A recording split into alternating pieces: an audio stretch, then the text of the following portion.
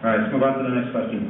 Okay, so I'd pretty much like to step up as a follow-up, because I do not think that you understood what the guy before me asked. The problem is that your political viewpoint, your viewpoint on why you acted like you acted, is highly U.S.-centric. That's the point. It's not about that you want to, whatever, it's U.S.-centric. I'm from Europe, I do not care shit about the U.S. government, and actually I do not care... and I don't give a shit about my government, because I think that nation states are crap, okay? And we should not in any way support nation states in whatever they do with their bullshit, okay? I mean, we are a community of hackers, we are internationalists, okay? And we should work together and cooperate, and not just like blame some guy because he actually really did the right thing. The right thing means, I mean, we didn't start a stupid war here. Come on, it's their shit. Yeah, okay? All right. So, I might sound a little bit naive here, but I think that we should focus on an international point of view and not about what's good for the United States, okay? Next question. I'm going to respond briefly to that and say, I don't support every action that the United States takes, and you know what? That's my right as a citizen of this country to do. And in a lot of countries, that would get you a bullet to the head.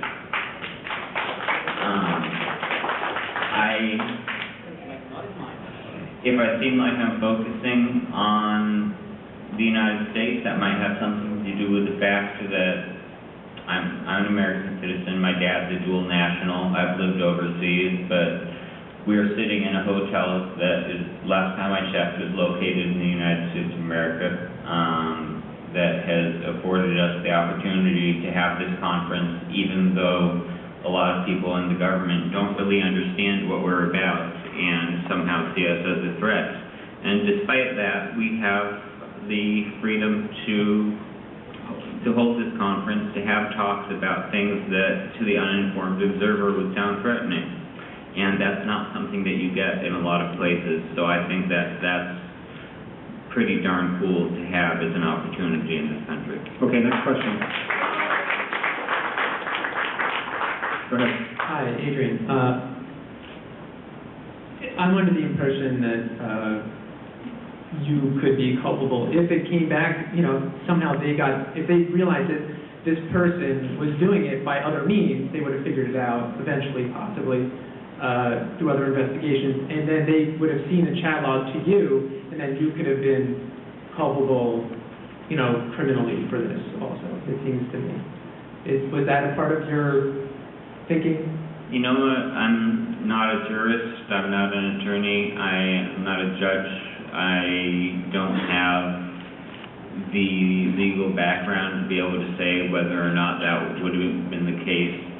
My first reaction and my main reaction was, holy fracking crap, 260,000 documents, you think that you could look through those and say that they're not going to cause anybody's life to be lost, or our ability to try and make the world a better place, which we do in a lot of ways. We provide aid to other countries. We also make the world a worse place in some ways, but we're not a perfect nation. No nation is perfect. We actually have something on the screen right now that's amazingly peculiar. Bernie, you want to explain what this misprison, whatever word that is? Misprision of a felony. It's United States criminal statute. I wanted to ask you, Adrian, sorry to interrupt the next speaker here, but was your decision to do what you did influenced in any way by your potential risk liability for not telling the government what you learned, because you could be criminally liable for not divulging what you were aware of? Again, I don't have a JD and I'm not a jurist, but before all this happened, I had never heard the term that's hard to pronounce. It's on the screen behind me. Well, you heard of cover your ass before, though. Yeah, I think most people in this audience have. Or accessory after the fact? But again, my main reaction was holy frackin' crap, 260,000 documents.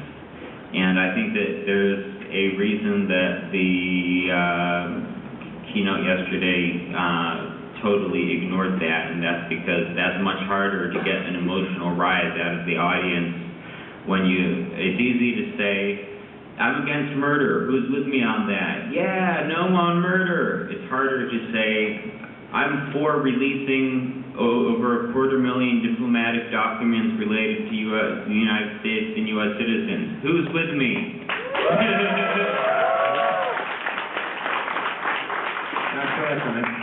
Next question. Well, thank you for establishing that you're opposed to murder. That's great. But there's something that I was unclear on. How long has it been since you've had an active restraining order against you for abusing a girlfriend? I met your ex-girlfriend. She's a lovely human being, and she told me awful things. This might be delving into the personal world a little bit, but I don't know if you choose to answer that, Adrian? I have never been served with a restraining order, and there's never been one that's been active against me. Liar. All right, let's move on. It's kind of too bad that got cut off, but, Adrian, I do take to heart what your umpire said. I do believe in it, too, that I couldn't, I think you were in a very difficult position, and that if I were in that position, well, I don't feel I would have made the same decision. But knowing that you did, I can accept that you did. But I really, really hope that you can actually make some good choices coming up in the future to repair some of the damage that you have caused. Before you walk away from the mic, apart from Mr. Manning's criminal case, could you clarify a little bit on that damage briefly? Because I'm not clear on where... From my perspective, I see what you have done as treason.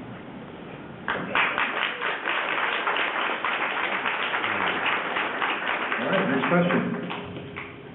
Hi, Adrian. Digital communication seems to allow us these days the possibility, although perhaps not easily, to take our identities and to separate them. They start to spread apart. We can take that option. We can take the option to be different people, to act different ways. They all see us differently. You have identified with a broader social American identity. I was wondering, what do you think about ethics, morals, guiding principles for your identity? Does it need to be cohesive? Does it need to be singular? I don't believe that I have standing to speak to that, and I also don't necessarily know that I understand the question. Could it probably very briefly rephrase it? Very briefly. Hypothetically, if you could imagine someone like you that had heard this, could you imagine a part of yourself that would have had the choice not to tell? Yes, I can. I'll admit that it's unabashedly selfish of me to say this, given what I've said, but I wish to hell that Bradley Manning had never said a word to me. It's been, obviously it's been much worse for him, but it's certainly been no picnic for me, and I knew from the get-go that it was going to be a low point in my interactions with the community, and I also... Yes, you could have ignored him. When he first contacted you, you were not obliged to ever answer him. You could have simply ignored him under the civil license.